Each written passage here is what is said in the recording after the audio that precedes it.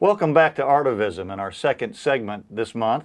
And we had such a great time last month with Gaila Cottrell and her dance, her modern dance and her visual art, that we've just got to continue the discussion. And we're going to change the subject a little bit today. We're going to talk about the art specifically, but we're going to talk about how art really on the ground kind of, if you will, resurrects community when communities had some hard times come their way. So, Gaila, welcome back to Artivism. Thank you for having me. Well, it's great to have you back. And now we were talking about this time in your life in Laguna Beach when there was evidently a campfire, then went into a open range fire, and it was a tragedy there. And the artist community did something, and it transformed them and the community, but also you as an artist. So I'm just going to hand that ball over, and let's talk about that if we could. Okay. My husband and I had been living in Long Beach.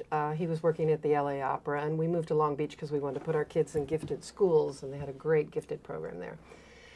But I hated Long Beach. It was too industrial, and I had friends down in Laguna Beach. So I begged Louis and begged him, and finally he said, okay, we'll move to Laguna Beach. So we pack all the kids up, and we moved down to Laguna Beach, and we found a beautiful place called Emerald Bay, very exclusive community. And we were renting a house in Emerald Bay. It was paradise. So we were there 3 months, and my husband and I were sitting at a restaurant in Laguna Beach, and we looked up, and there was this plume of smoke. Oh, my goodness. And it looked like it was over Emerald Bay. And Louis grabbed me, and he said, Gaila, we're going home. That's over our house. Well, I went into complete denial. I said, it is not. That's nowhere near our house. Blah, blah, blah. Zoomed home.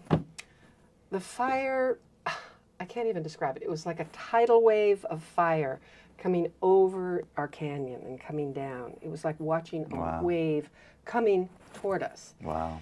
And there were helicopters everywhere and police and your home's megaphones, and our home is there. And Louis, I said, we have to get the kids. And Louis said, no, take things. And I said, no. He said, grab your jewelry, I said, no, I've got to get the kids. I jumped in my car. I drove off to the schools and picked up my kids. Louis stayed there, grabbed one painting, his lockbox, and his fur coat with a big mink collar. Come on. Yes. Talk about a divo. Yeah. Okay. Yeah. He needed it for opera. You know? Yeah. Oh, yeah. Anyway, those are the three things. He zoomed in the car, and we went off. And we watched on television from the high school, our house, the fire just came over, and ours was one of the second houses to burn in Laguna Beach.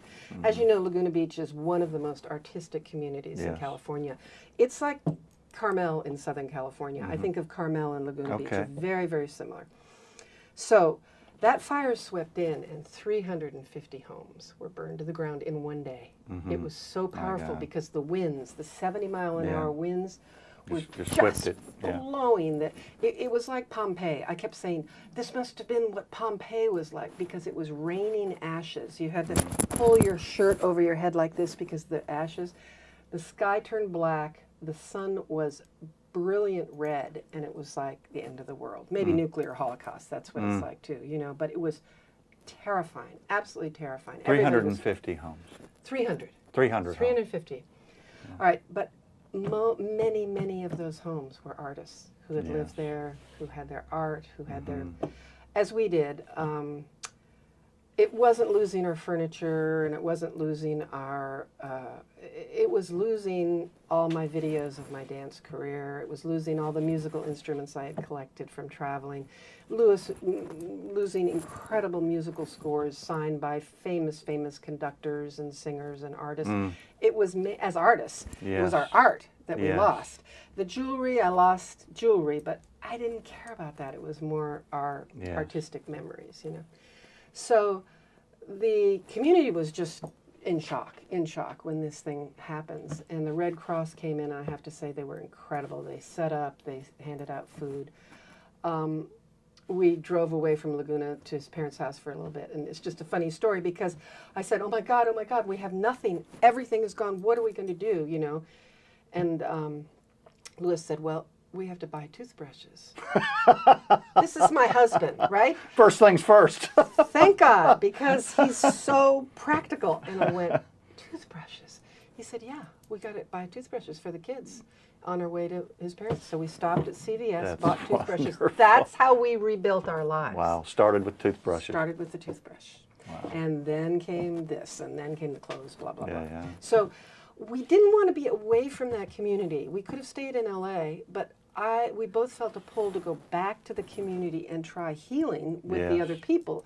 Because when you go through a tragedy, you want to be with those other people that Yes. went through the tragedy. Because they get it. They Yes. understand. Yes. So we met these people, and they had a home, and they let us live in their home. It was fabulous. But about 3 months after that, I was getting very depressed. I was drinking a lot. I was really, I don't know, I was just very unhappy. And I said to Lewis, I said, I've got to go to therapy. I've never been to therapy, but I've got to go to therapy. And the Red Cross advertised a therapy group that met once a week. And I'd always sort of poo-pooed therapy, like, people that can't handle their own stuff, they go to therapy. I'm smart, I can handle my stuff, blah, blah, blah.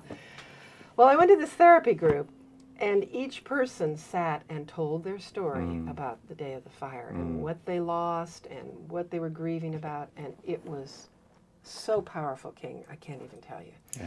Just to tell the story. There was no There's healing in that. Exactly. There's healing right there. There is healing in just sitting with other people. And you're not alone in this tragedy. Exactly. Yeah. And saying, oh my God, this is what I lost, And then they say this and that.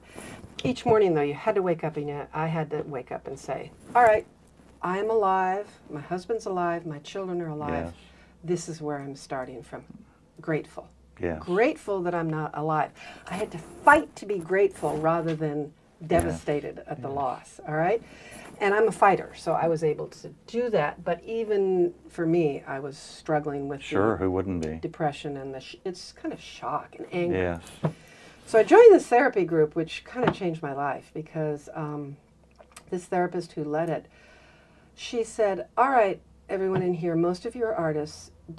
Does anyone write poetry or write prose? I want you to write a poem about your experience. Does anybody paint in here? You go home, you have to paint what your experience is. Does anybody write music? Does anybody do it?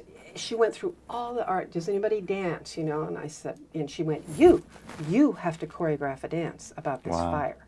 I had never thought of choreographing a dance about fire. I had choreographed all these esoteric modern dances and, interesting themes, but never about disaster, So I was teaching at Long Beach City College at that time, and I had access. I had 50 people in my dance classes, and we would do choreographic shows every 6 months. So I took 12 dancers, and I choreographed a fire dance. Wow. I started with 4 dancers dressed in blue, doing this beautiful Tai Chi phrase that I learned at Esalen. It's where they go earth, and then you move into air, and then you do fire, and then you do water. And it's this beautiful Tai Chi phrase repeated north, south, east, and west. Well, that rhythmic movement yes. is also healing. Oh, absolutely. Yes. That was the healing part, yes. doing that. So the music would start very slowly, and this was my vision, that we were in bliss. We were in Laguna. We were in harmony with the 4 elements. We were just, everything was smooth, wonderful. All right, the music starts to change, and this drumming beat comes in. And I had, there were I had 8 dancers. No, there were 5 people doing the Tai Chi. Then I had 10 dancers in these wildfire costumes that they made for me at Laguna Beach, just wild reds and oranges and everything. And there had to be joy that emerged in this process while people are grieving over these great losses in their lives, right? Yeah. I mean, well, how can you not have fun when you're putting together this kind of costuming and this kind of dance? You are experiencing the pain and the joy at the same time. Yes. And I truly believe that the deeper we go into our pain, the greater is our joy. Yes. I completely And we learn how to hold them both at the same time, rather than try to extinguish one or wallow in another. We learn to hold them. Both. Hold them. And there's joy. Beautiful. There you learn some beautiful living. Right. Yes. Right. Nice. You get it. Yeah. All right. So the fire comes down and attacks these 5 that are in perfect harmony. And like the music has lulled everybody and everybody's into this Tai Chi space. And then bam, I had them attack them and grab them physically. Pull them this way. Pull them this way. Yeah. Throw them on the floor. And feel it. just and feel it. I mean, we were Yes. bruised after we would do this. Yeah, thing. It hey, was rehearsals really- were tough. It was violent. Yeah. And Well, so what this had happened was violent. whole thing, and the music's zooming, and I had lights flashing, and we're all just. All right, then the fire starts to dissipate, and I had them all just kind of go down into the middle here, and leaving the 5 people around who had just been attacked. Mm-hmm. Now, under their costumes, they had nude bodysuits, and each one slowly would take off a piece of clothing and throw it in the center. Take off their pants. Wow. Throw it in the center. Take off their shoes. Throw it in the center. You know, take off their shirt. Throw it in the center. They had different clothing Right. that they were wearing, so that they were walking away completely naked, because that's how I felt after it was Yes, done. you would have had to. And they would back away from this kind of, the fire was just sort of moving like that, and I had lights on it, you know, and we just backed away into silence. That was the end. It was really powerful. I mean, it was great. It was great, I have to say. It was a great piece of choreography. Audience went crazy, blah, blah, blah, everything, good reviews. So I go to my therapy group, and meanwhile, people are bringing in beautiful poems and awesome art, and we're sharing this creative juices. Sometimes you have to be knocked out to Well, get yeah, the creative yeah, juices yeah, happening, yeah, right? Yeah. So this wonderful thing, Out of that trauma, yeah, can come Right. this incredible creative fire. So out of that trauma comes comes the creativity that almost has to come through the wound, if you allow it, right? And so it's the mutual therapy group, the community. You know, you can take that trauma and turn it inward and make yourself even sicker, right? Oh, of course. But this opening up and letting it come out as creative expression. And I'm sure, I mean, and this is something else I want to talk about as we go through this. You know, a lot of these folks, yes, they're artists and they had their craft, but a lot of them were doing things for the first time as well, and gave themselves to make mistakes, gave themselves permission to make mistakes in their creativity. Absolutely. But to do it. Absolutely. Okay, so. Absolutely. King, I love this, because I intuitively feel you are getting what I'm saying. Yeah. Not everybody gets this, but Yeah. you are feeling Well, me. you live it. You've lived it. You've Yeah. lived it. So that's great. But so anyway, okay, all the creativity, and I'm coming back, and I go, oh my God, I choreographed this dance, and it was just like, oh. And all of a sudden there's dead silence, and they all look, not all of them, but most of them looked at me, and they said, for God's sake, Gaila, choreograph it for us. We're the ones that are suffering. We're the ones that want to get rid of this anger and this pain. Do it for us. I said, you're not dancers. You know, I had all kinds of dance movement. And the therapist, the leader, she said, why don't you make it a story, a movement story? See if you can do it on us. So I choreographed like Native Americans, telling the story of the, you know, I've seen that, you know, done. They tell the story of the day, and they act it out. It's not technique dance. Yes. So I said, okay, I'm going to do this on these people. So I did it. I had 4 of them as the people. I had, you know, the attack of the fire. Nothing was refined, but the storyline was there. Yeah. We did it. They loved it. They, in turn, invited their husbands and wives and kids to come into the group, and we started doing, I mean, it's extremely emotional for me to talk about this, but we did this every month in Lagoon for about 6 months, and it grew and it grew, and it was the fire. We were called the fire survivors. We couldn't call ourselves victims, you know. But Right. anyway, That's right. Well, you weren't at that it point. was in the time. fire survivors. They would come to this gymnasium in Laguna Beach, and drummers came. I had drummers and musicians, and we would do this fire dance. And as you, this wonderful folk art is what you created, in my view. Yeah. And I'd of never course, done there's it. high art, high Right, technique right. art, but folk art is just as creative and just as rich and Absolutely. just as healing Absolutely. as the high technique art. And if there's any of those in that group that so want to take their art to another place, I don't want to say a higher level, because Right. No, it's folk not. art is just as high as any other It form is. of art. It is. Right? It is. Yeah. But then now we're getting into how art actually opens you to get in touch with yourself, Right. heal that oppression within yourself, heal that trauma, whether it be specific or over a lifetime. Yeah. And then to reach out in something that heals others Right. and calls them to a higher purpose. Yeah.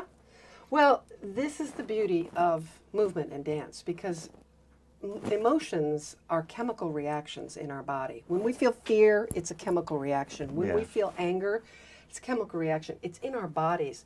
So when you move your body and you express anger through your body, you're releasing it on a chemical level. Yes. You're releasing. And that's where dance therapy can heal people. Now, what happened? All this stuff is going on in Laguna. All of a sudden, Oprah Winfrey show calls me and said, you know, we've been hearing about this incredible thing down here. We want to come down and film it. Oprah Winfrey sent her staff down. They filmed it.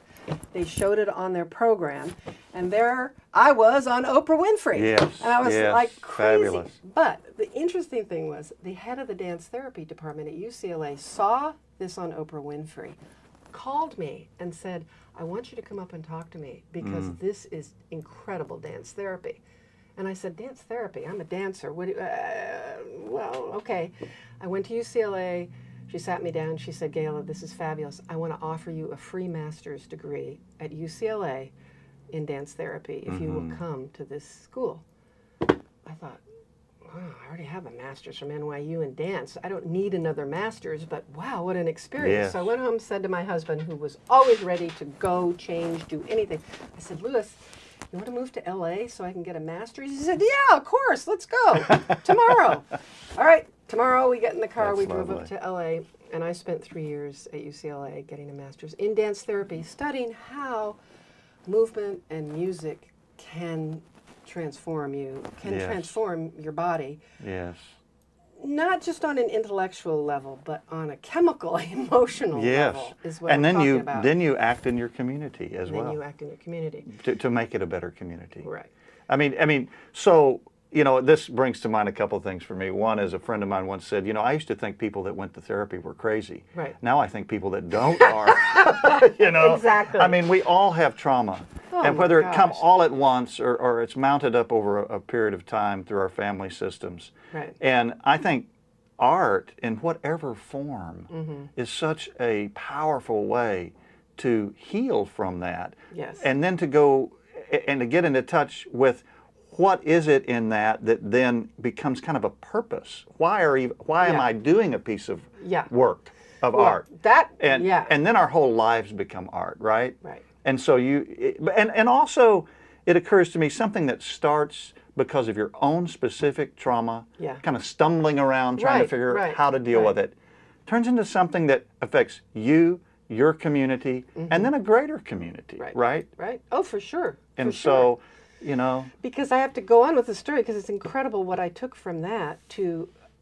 okay, I went through a dance therapy program. Part of my internship, I worked in a hospital for severely mentally ill people, schizophrenics, Yes. psychotics, and bipolar. okay. I went to a lockdown facility, went in, guards on every door, barbed wire all over this place. This was a lockdown facility for these people.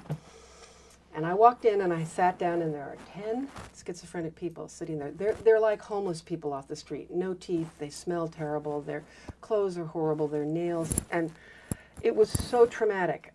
I thought, I can't do this. I can't do this. I can't sit in a circle with these people. What am I doing? But I got a hold of myself and I said, Gaila, you got to look beyond the body. You've got to look at their spirit. How am I going to find the spirit in those people? I had to do something because it was part of my program. I had to do it. So I said, I'm going to do the same thing that therapist did in Laguna Beach. I'm going to ask each one of them to give me poems, paintings, dances, music, anything from them, and then I'm going to be able to see them. And I did it. I went back in. I invited them to share their art. King, schizophrenia, many great artists have been schizophrenic. It's a psychosis, you know, and you move into a different reality. All right, these people, when they stood up, like this one man, he said, well, I can't dance to your music. I want my music. I said, fine, what do you want? Buffalo Springfield. Something's happening there. There's a man. And this guy, big, burly, started getting up and dancing to that Buffalo Springfield. I'll never forget it. And it was so authentic, King. It was beautiful. I've seen Nureyev, I've seen Baryshnikov, I've seen all the greats dance. And this man blew me away. And I And, realized, and I'm going to stop you right there. okay, we're not because going to have enough we're time. out of time, and we just will have to continue the conversation if that's all right.